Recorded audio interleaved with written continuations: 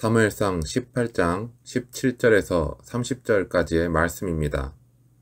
오늘 본문은 다윗이 블레셋과의 싸움에서 대단한 공을 세우고 돌아온 직후의 상황을 보여주고 있습니다. 다윗이 전쟁에서 돌아올 때 백성들이 그를 열렬히 환영하면서 사울이 죽인 자는 천천히요 다윗이 죽인 자는 만만히로다 라고 노래하는 장면이 나옵니다. 백성들의 노래는 다윗의 용맹함과 하나님의 도우심을 인정하는 자발적인 표현이었지만 동시에 사울 왕에게는 깊은 질투심과 위협감을 안겨주었습니다. 이미 하나님께서는 사울을 왕으로 세우셨지만 그의 불순종으로 인해서 그를 버리시고 다윗을 통해서 새로운 역사를 써내려 가실 것을 예고하셨습니다. 사울은 이러한 하나님의 뜻을 어렴풋이 감지하고 있었기 때문에 더욱 불안해했고 다윗을 자신의 왕권을 위협하는 존재로 여기게 되었습니다. 오늘 본문의 말씀인 18장 17절부터의 내용은 바로 이러한 사울의 불안과 질투심이 구체적인 행동으로 나타나는 과정을 보여주고 있습니다. 사울은 겉으로는 다윗을 높이는 듯한 제안을 하지만 그 속에는 다윗을 위험에 빠뜨려서 제거하려는 악한 의도가 숨겨져 있었습니다. 그는 자신의 맏딸 메랍을 다윗에게 아내로 주겠다고 약속하면서 그 대가로 블레셋 사람들과 싸워서 나라를 위해 공을 세우라고 요구합니다. 너는 나를 위하여 용기를 내어 여호와의 싸움을 싸우라 라는 사울의 말은 겉으로는 애국심을 고취하는 듯 하지만 실상은 다윗을 전쟁터의 칼날 아래 던져 넣으려는 간교한 술책이었던 것입니다. 사울의 이러한 행동은 그가 이미 하나님과의 건강한 관계를 잃어버리고 자신의 불안과 욕망에 깊이 사로잡혀 있다는 것을 명백하게 보여주고 있습니다. 그는 하나님의 뜻을 구하고 그 뜻에 순종하기보다는 자신의 왕권을 지키기 위해서 자신의 사위가 될 수도 있는 젊은 장수를 죽이려는 비열한 방법을 택했습니다.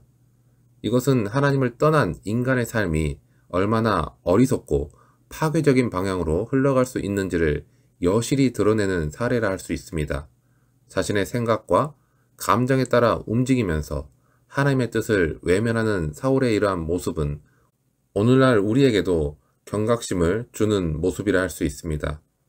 우리는 혹시 우리 자신의 욕망과 불안 때문에 하나님의 뜻을 거스르는 어리석은 행동을 하고 있지는 않은지 스스로를 돌아보아야 할 것입니다.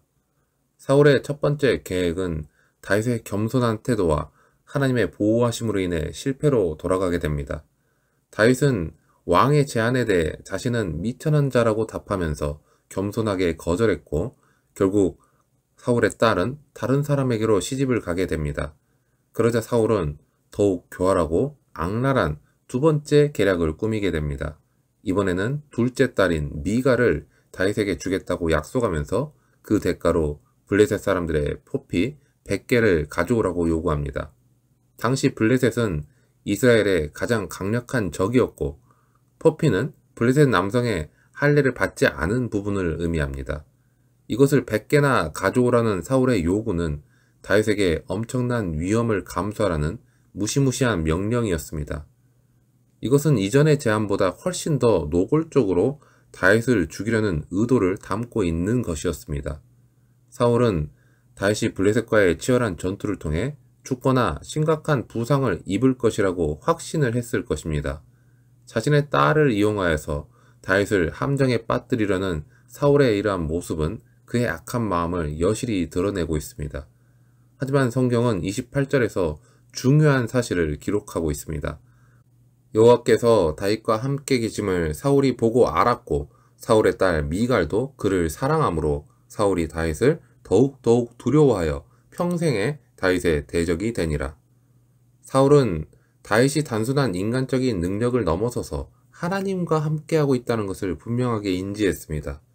다윗의 뛰어난 지혜와 용맹함과 그리고 그가 하는 모든 일마다 성공하는 것을 보면서 하나님께서 그와 특별하게 함께 하신다는 것을 인정하지 않을 수 없었던 것입니다.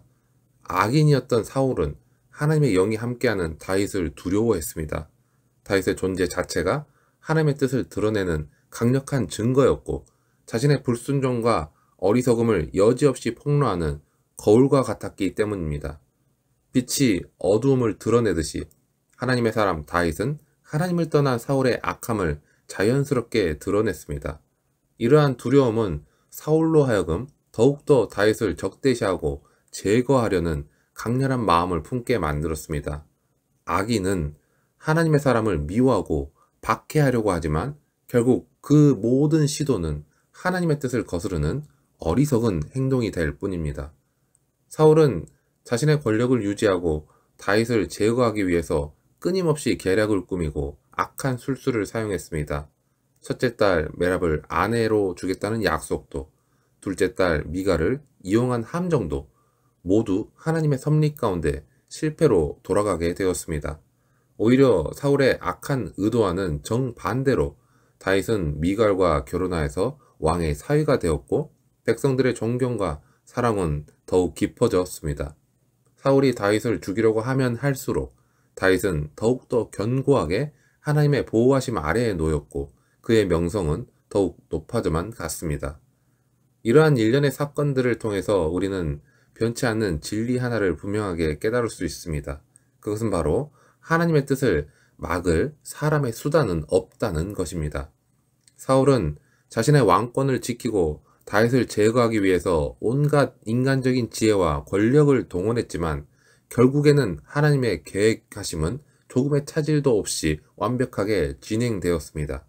하나님께서 다윗을 이스라엘의 다음 왕으로 세우시기로 작정하셨다면 그 어떤 인간의 힘과 지혜 그리고 악한 의도로도 그 뜻을 꺾을 수 없었던 것입니다. 사울의 모든 노력은 마치 거센 파도를 막으려는 모래성과 같이 무력했습니다.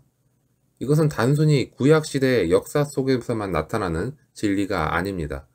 역사를 되돌아보면 하나님의 뜻을 거스르려 했던 수많은 인간들의 시도들이 있었습니다. 결국 하나님의 주권적인 계획은 그럼에도 불구하고 변함없이 이루어졌다는 것을 볼 수 있습니다. 인간의 교만과 욕망 그리고 악한 의도는 하나님의 전능하신 능력 앞에서 그저 작은 먼지에 불과합니다. 우리는 이러한 역사를 통해서 하나님의 주권적인 통치와 섭리를 신뢰하고 우리의 삶 속에서 하나님의 뜻을 따르는 것이 얼마나 중요한지를 깨달아야만 합니다. 사랑하는 여러분, 그렇다면 하나님의 뜻이 가장 분명하게 드러나고 완전히 이루어진 사건은 무엇일까요? 바로 우리의 구원자이신 예수 그리스도의 탄생과 예수님의 삶, 그리고 십자가에서의 죽음, 그리고 영광스러운 부활입니다. 하나님께서는 죄로 인해 영원한 죽음에 처할 수밖에 없었던 우리를 너무나 사랑하셔서 독생자 예수 그리스도를 이 땅에 보내주셨습니다. 예수님께서는 이 땅에 오셔서 하나님의 나라를 선포하시고 병든 자를 고치시고 귀신을 쫓아내시고 죽은 자를 살리시는 등 수많은 이적과 기사를 행하셨습니다. 이것은 하나님께서 세상을 구원하시려는 강력한 의지를 보여주는 분명한 증거였습니다. 그러나 당시의 종교 지도자들과 권력자들은 예수님의 가르침과 행적을 시기하고 두려워하여서 결국에는 그분을 십자가에 못 박아 죽였습니다. 그들은 예수님의 죽음으로 하나님의 계획이 실패했다고 생각했을지도 모릅니다. 하지만 하나님의 뜻은 인간의 생각과는 완전히 달랐습니다. 예수 그리스도의 십자가의 죽음은 단순히 한 인간의 비극적인 죽음이 아니라 온 인류의 죄를 대속하기 위한 하나님의 완벽하고 거룩한 계획의 성취였습니다. 예수님께서는 우리의 죄를 대신하여 고난받으시고 죽으심으로써 우리에게 영원한 생명을 얻을 수 있는 길을 열어주셨습니다. 그리고 십자가에 달려 죽으신 예수님께서는 약속하신 대로 사흘 만에 부활하심으로써 사망의 권세를 완전히 이기시고 하나님의 의로우심과 능력을 온 세상에 분명하게 드러내셨습니다. 이처럼 복음은 하나님의 변함없는 사랑과 구원의 의지가 담긴 하나님의 뜻 그 자체입니다. 그 어떤 인간의 권력이나 세상의 힘도 하나님의 이 복음을 막을 수 없습니다. 예수 그리스도를 믿는 자마다 영생을 얻는다는 이 놀라운 진리는 시대와 문화를 초월하여서 온 세상에 전파되고 있고 죄와 절망에 빠진 수많은 사람들의 삶을 변화시키고 있습니다. 사울의 악한 계획들이 하나님의 뜻을 막지 못했던 것처럼 오늘날 우리가 살아가는 세상 속에서도 수많은 어려움과 도전, 핍박과 고난이 있을 수는 있지만 그 어떤 것도 하나님의 이 복음의 능력을 막을 수 없습니다. 그러므로 우리는 우리의 삶 속에서 하나님의 뜻을 구하고 그 뜻에 온전히 순종하며 살아가야 합니다. 우리의 생각과 계획이 하나님의 뜻과 다를 때라도 우리는 겸손하게 하나님의 인도하심을 따라야만 합니다. 왜냐하면 하나님의 뜻은 언제나 선하며 우리를 가장 좋은 길로 인도하시기 때문입니다. 예수 그리스도를 믿음으로 우리는 하나님의 자녀가 되었고 하나님의 놀라운 구원 계획에 동참하게 되었습니다. 우리는 이 복음을 굳게 붙잡고 세상 속에서 하나님의 사랑을 전하며 살아가는 복된 존재들입니다. 사랑하는 여러분, 하나님의 뜻은 예수 그리스도의 복음을 통해 우리에게 분명하게 드러났습니다. 우리는 이 복음을 믿고 그 안에서 하나님의 놀라운 사랑과 은혜를 날마다 경험하며 살아가야 합니다. 어떠한 어려움과 역경 속에서도 하나님의 주권적인 섭리를 믿고 의지하며 나아갈 때 우리는 하나님의 놀라운 역사하심을 우리의 삶 속에서 분명하게 목격하게 될 것입니다. 하나님의 뜻을 막을 사람은 아무도 없으며 하나님의 계획은 신실하게 이루어질 것입니다. 이 확고한 믿음 안에서 늘 승리하며 살아가는 저와 여러분, 우리 모두가 되기를 간절히 축원합니다.